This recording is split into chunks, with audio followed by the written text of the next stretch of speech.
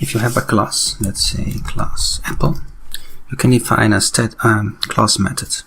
And when you have a class method, the method involves data from the class, like variables or methods, and it will change all of the object's contents. And so let's say we have a method setX, and that will set the class variable or the object variables x to 7, and then we have some default value, and then turn this into a class method. Now let's define some objects. So object 1, let's say we define 4 objects, and then output the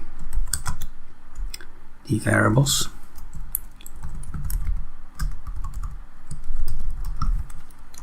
So now you'll simply see the default value for these objects, which is 9.